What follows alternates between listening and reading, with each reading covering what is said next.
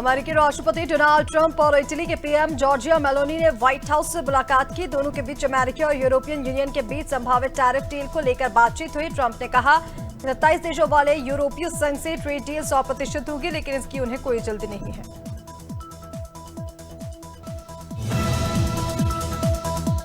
पश्चिम बंगाल शिक्षक भर्ती घोटाले मामले में सुप्रीम कोर्ट ने करीब 26,000 बर्खास्त शिक्षकों को राहत दी है। कोर्ट ने कहा कि जिन शिक्षकों की नियुक्ति रद्द हुई है वे नई चयन प्रक्रिया पूरी होने तक पढ़ाना जारी रख सकते हैं। हालांकि उनका नाम 2016 के घोटाले मामले में नहीं आया।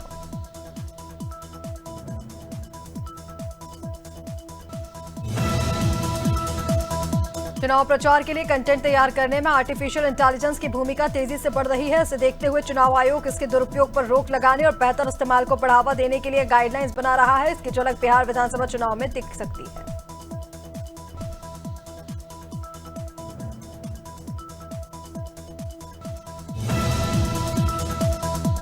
आंध्र प्रदेश ने एससी आरक्षण के भीतर आरक्षण देने के लिए अध्यादेश जारी किया। राज्य में कुल 59 ऐसी जातियों को 15% आरक्षण मिलता है। पिछले साल सुप्रीम कोर्ट ने राज्यों को एसटी और अनुसूचित जातियों कोटे में कोटा देने की अनुमति दी थी। अध्यादेश में सरकारी नौकरी, शैक्षणिक संस्थानों में आरक्षण के लिए एससी जातियों को 3 ग्रुप में बांटा गया है।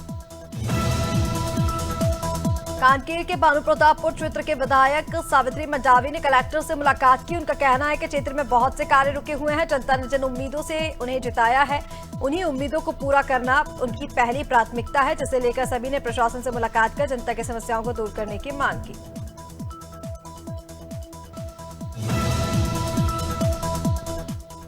हापुड़ में एक महिला की गला घोंचकर हत्या कर दी गई। नगर कोतवाली क्षेत्र के रफीक नगर का मामला बताया जा रहा है। बता दें कि महिला के पति ने अवैध संबंधों के शक में उसकी निर्मम हत्या की। सूचना के बाद पुलिस मौके पर पहुंची। फिलहाल पुलिस आरोपी पति को हिरासत में लेकर पूछताछ कर रही है।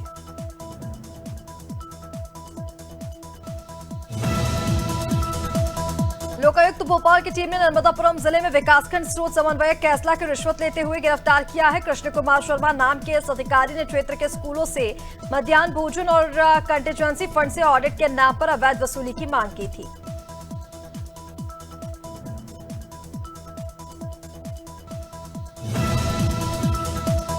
बुलंदशहर के थाना कोतवाली देहात क्षेत्र में पुलिस और बदमाश के बीच मुठभेड़ हुई, जहां बाइक सवार बदमाश ने पुलिस पर फायरिंग की। पुलिस की जवाबी कार्रवाई में गोली लगने से आरोपी घायल हो गया, जिसे पुलिस ने गिरफ्तार कर लिया। आरोपी के पास से अवैध असला, कारतूस और दिल्ली से चोरी हुई बाइक बरामद हुई है।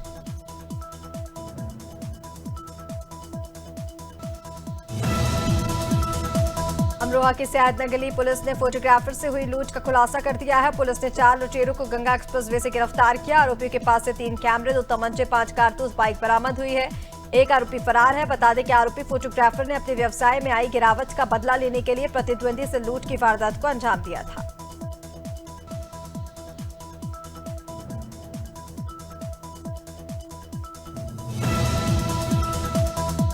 शामली के कांदला थाना क्षेत्र में बाइक सवार बदमाशों ने शराब ठेकेदार से लूट की। बता दें कि 3 बदमाशों ने शराब ठेकेदार से मारपीट की और उसे गंभीर रूप से घायल कर दिया। 44,000 की नकदी समेत ज्वेलरी की लूट कर फरार हो गए। फिलहाल पुलिस पीड़ित की शिकायत पर आरोपी की तलाश में जुट गई है।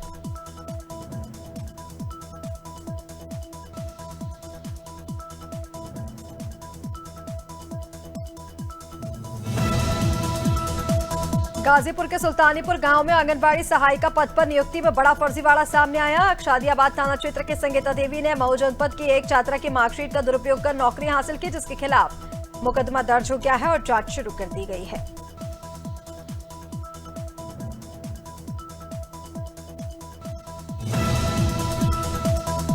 खटीमा में नगर पालिका ने बरसात से पहले ककरा और ऐंठा वाले नालों की सफाई का कार्य शुरू किया। टनकपुर रोड स्थित नालों की सफाई का काम जेसीबी मशीन से किया जा रहा है। नगर पालिका अध्यक्ष रमेश चंद्र जोशी ने बताया कि इस साल शहर में पानी भरने की समस्या न हो, इसको लेकर सभी सफाई कर्मचारियों को निर्देश दे दिए गए हैं।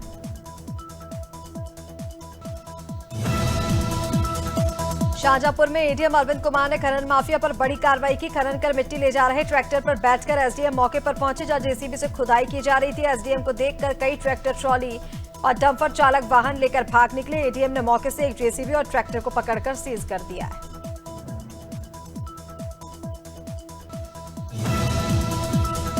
बुरहानपुर में यातायात पुलिस और नगर निगम अमले ने संयुक्त रूप से अतिक्रमण के खिलाफ कार्रवाई की। टीम ने शनिवारा चौराहे से शिकारपुरा थाने तक ठेलों, गुमटियों और दुकानों को हटाया। साथ ही 9 पार्किंग में खड़ी थ्री व्हीलर और फोर व्हीलर पर चालानी कार्रवाई की गई।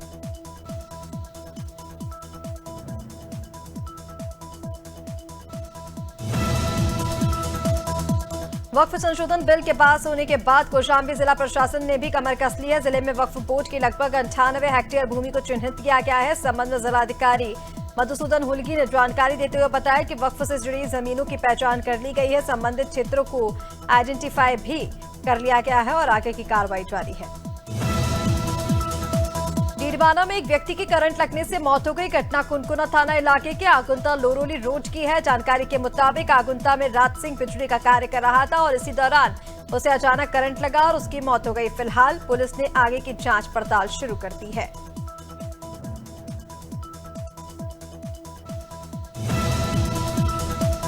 लखनादौन में एक मासूम बच्चे की सांप के काटने से मौत हो गई। घटना ग्राम बिल्मा की है। बताया जा रहा है कि एक महिला अपने बेटे को लेकर कुएं से पानी लेने गई थी और इसी दौरान बच्चे को सांप ने काट लिया, जिसके बाद उसे सिविल अस्पताल ले जाया गया, जहां डॉक्टर्स ने उसे मृत घोषित कर दिया।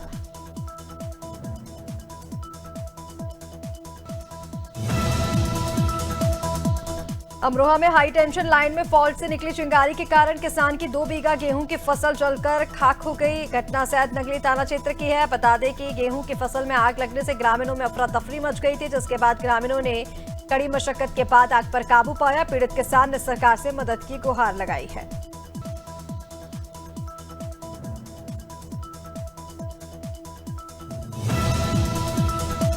जबलपुर के सिविक सेंटर स्थित बनारसी प्रतिष्ठान में अचानक आग लग गई। इससे इलाके में अफरा तफरी का माहौल बन गया। सूचना के बाद दमकल विभाग की टीम मौके पर पहुंची। दमकल की टीम ने कड़ी मशक्कत के बाद आग पर काबू पाया, लेकिन तब तक दुकान में रखा सारा सामान जलकर राख हो गया था। फिलहाल आग लगने का कारण अज्ञात है।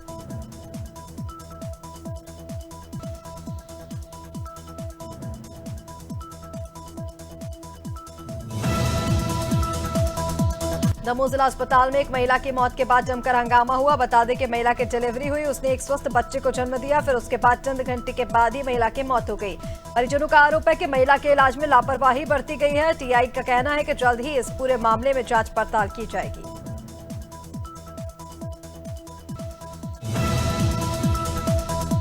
तिराली के मुख्य नगर पालिका अधिकारी राहुल शर्मा की कार्यशैली को लेकर एक बार फिर विवाद खड़ा हो गया है। सीएमओ और जनप्रतिनिधियों की उपेक्षा का आरोप लगाते हुए नगर परिषद अध्यक्ष, उपाध्यक्ष और कई पार्षदों ने कार्यालय के बाहर धरना प्रदर्शन किया। प्रभारी मंत्री के आश्वासन के बाद ही ये पूरा धरना समाप्त किया गया।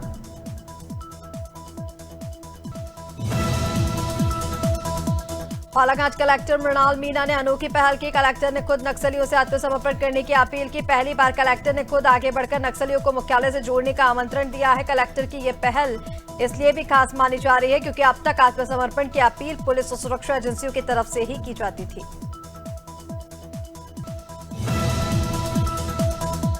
त्रिपुरा के प्यार में पागल एक महिला अपने 2 बच्चों के साथ विदेश पहुंची और अपने प्रेमी से शादी रचाई। बता दें कि रिंकी शाह की युवक से स्नैपचैट के माध्यम से चैटिंग होती थी। इसके बाद 4 दिन पहले बच्चों के साथ त्रिपुरा से लंबा सफर तय कर विदिशा आई और आर्य समाज के मंदिर में प्रेमी प्रदीप के साथ शादी कर ली। लटेरी में जनसमस्या निवारण शिविर का आयोजन हुआ, जिसमें क्षेत्रीय विधायक उमाकांत शर्मा, कलेक्टर अंशुल गुप्ता शामिल हुए। विधायक और कलेक्टर ने लोगों की समस्याओं को सुना और कलेक्टर ने संबंधित कर्मचारियों को उनकी समस्याओं का समाधान करने के निर्देश दिए। बता दें कि शिविर में समस्त करीब 135 आवेदनों पर सुनवाई की गई है। महाराजगंज जिले में मौसम में हो रहे बदलाव के कारण मौसमी बीमारियों का प्रकोप बढ़ गया है। जिला अस्पताल से लेकर सभी सामुदायिक और प्राथमिक स्वास्थ्य केंद्रों पर वायरल बुखार, उल्टी, दस्त के मरीजों की संख्या बढ़ गई है। मौसमी बीमारी को देखते हुए जिला प्रशासन और स्वास्थ्य विभाग अलर्ट हो गया है।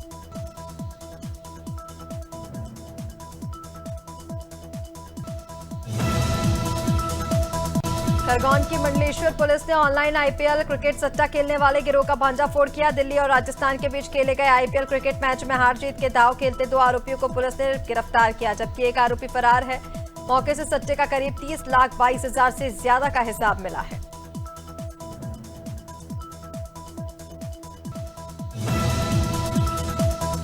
शहडोल में नकली नोटों का कारोबार एक बार फिर सुर्खियों में है। ताजा मामला इंडियन बैंक से सामने आया। एक किसान की ओर से बैंक में जमा कराए जा रहे रुपयों में नकली नोट पाए गए। किसान के लाए गए 1 लाख रुपए में से बैंक कर्मियों ने 11 नकली नोटों की पहचान की। बैंक कर्मियों की शिकायत पर कोतवाली पुलिस ने किसान को गिरफ्तार कर उससे पूछताछ शुरू कर दी है। इंदौर की क्राइम ब्रांच ने राजस्थान के कुख्यात ड्रग तस्कर अयूब उर्फ लाला को खजवाना से गिरफ्तार किया है। आरोपी के पास से 21 ग्राम एमडी ड्रग बरामद हुई है, जिसकी कीमत करीब 2 लाख रुपए आंकी गई है। अयूब पिछले साल से फरार था और उस समय पर 11 से ज्यादा आपराधिक मामले उस पर दर्ज हैं।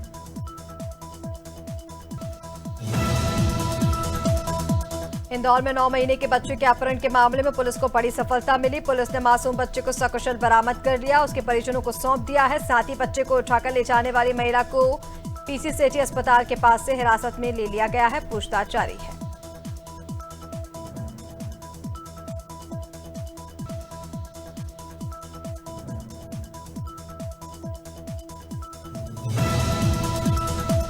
नारायणपुर में ओरछा जा रही यात्री बस अनियंत्रित होकर सड़क किनारे पलट गई। हादसे में करीब 2 दर्जन यात्री घायल हुए हैं। घायलों को तुरंत जिला अस्पताल ले जाया गया, जहां उनका इलाज जारी है। ग्राम गढ़बेंगाल के पास यह हादसा हुआ। दुर्घटना के वक्त बस में 60 से ज्यादा यात्री सवार थे।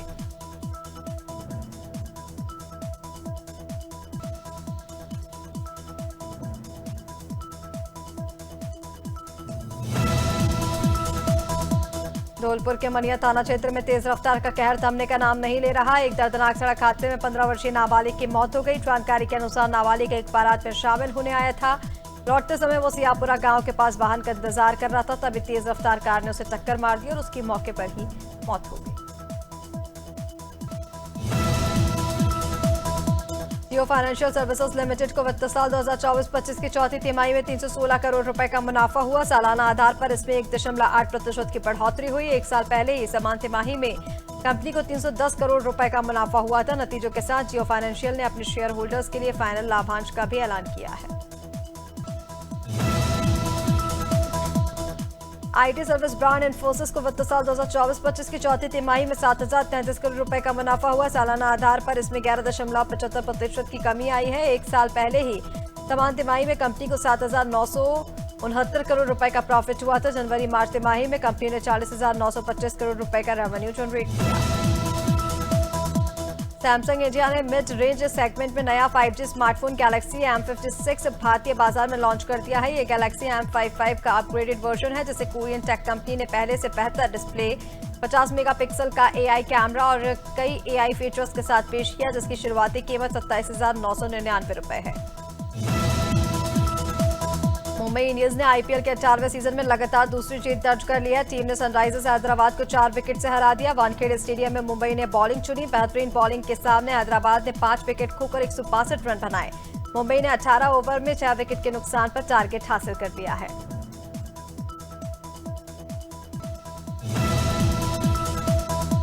इंडियन प्रीमियर लीग के 18वें सीजन में रॉयल चैलेंजर्स बेंगलुरु का सामना पंजाब किंग्स से होगा। मैच बेंगलुरु के एम चिन्नस्वामी स्टेडियम में खेला जाएगा। दोनों टीमों का इस सीजन में यह पहला मैच होगा। तो वहीं दोनों टीमें बेंगलुरु के मैदान पर पिछले साल आमने सामने हुई थी। उस मैच में आरसीबी को 4 विकेट से जीत मिली थी, तो वहीं पीबीकेएस को यहां 8 से जीत नहीं मिली। गुजरात टाइटंस ने आईपीएल 2025 के बाकी मैचों के लिए चोटिल ग्लेन फिलिप्स की जगह श्रीलंका के ऑलराउंडर दासुन शनाका को शामिल किया है। हालांकि कागिसो रबाडा के रिप्लेसमेंट की घोषणा नहीं की गई है। शनाका इससे पहले 2023 में जीटी के लिए खेल चुके हैं और इन्हें 75 लाख में गुजरात ने अपने साथ जोड़ा है। भारतीय निशानेबाज सुरुचि सिंह ने आईएसएसएफ का विश्व कप 2025 लीमा में महिलाओं की 10 मीटर एयर पिस्टल स्पर्धा में स्वर्ण पदक जीता। सुरुचि सिंह ने फाइनल मैच जीतने के लिए कुल 243.6 अंक बनाए हैं और 2 बार के ओलंपिक पदक विजेता मनु भाकर को भी हराया।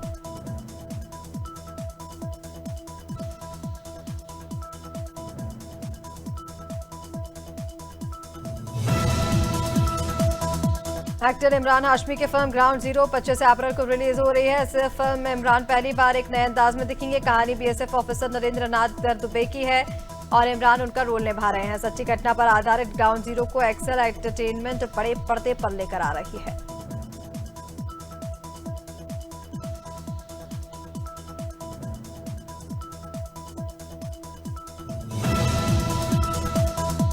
हाल ही में फिल्म मेकर करण जौहर ने अपनी पब्लिक अपीयरेंस से फैंस को चिंता में डाल दिया था। उन पर वेट लॉस के लिए ऑजेम्पिक जैसी दवा लेने का आरोप लग रहा था। इंस्टाग्राम पर लाइव सेशन में करण ने अपनी फिटनेस जर्नी पर बात की। उन्होंने बताया कि ऑजेम्पिक नहीं, स्ट्रिक्ट डाइट से वेट लॉस किया है।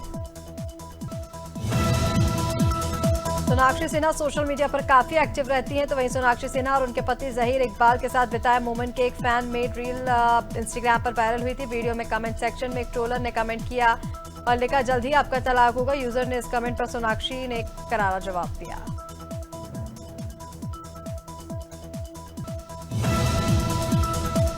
एक्टर सनी देओल और डायरेक्टर गोपीचंद मलानी की जोड़ी एक बार फिर से बड़े पर्दे पर धमाल मचाने को तैयार है। सनी ने अपने इंस्टाग्राम हैंडल पर अपनी फिल्म जाट के सीक्वल की अनाउंसमेंट की है।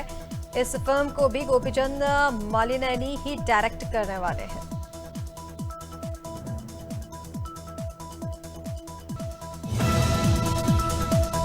पंजाब के जालंधर में बॉलीवुड एक्टर सनी देओल और रणदीप हुड्डा पर एफआईआर दर्ज हुई। उनके साथ 3 और भी लोग शामिल हैं। ईसाई समुदाय का आरोप है कि जाट फिल्म के एक सीन में धार्मिक भावनाओं को ठेस पहुंचाई है। इसको लेकर उन्होंने जालंधर में विरोध प्रदर्शन भी किया और फिर एफआईआर दर्ज कराई।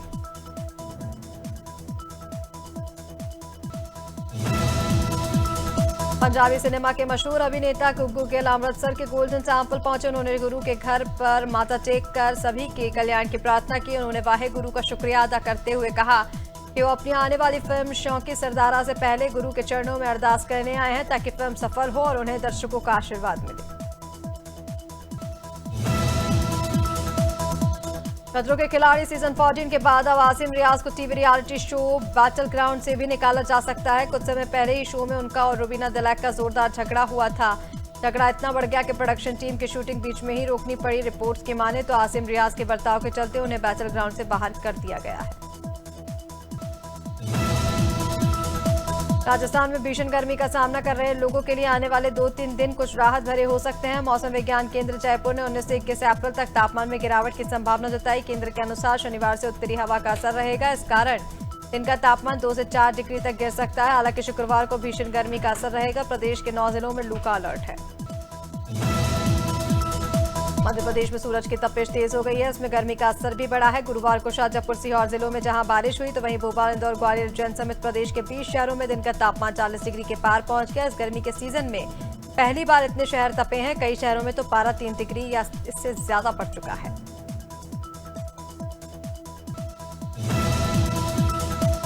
छत्तीसगढ़ में आज से तापमान में बढ़ोतरी का दौर फिर शुरू होगा। हालांकि बस्तर संभाग के जिलों में मौसम विभाग ने अंधड़ और बारिश का येलो अलर्ट जारी किया है। गुरुवार को राजनांदगांव और 41 डिग्री पारा रिकॉर्ड किया गया। प्रदेश में रात के तापमान में सबसे ज्यादा रायपुर गर्म रहा और यहां न्यूनतम तापमान 33.2 डिग्री रहा है। उत्तर प्रदेश के 37 जिलों में बारिश का अलर्ट है। मौसम विभाग के अनुसार पूर्वी यूपी के जिलों में देर रात तक आंधी बारिश की संभावना है। 50 से 60 किलोमीटर प्रति घंटे की रफ्तार से हवाएं चल सकती हैं। ओले भी गिरने की आशंका है। गुरुवार की बात करें तो अयोध्या, बहराइच समेत 13 शहरों में बारिश हुई।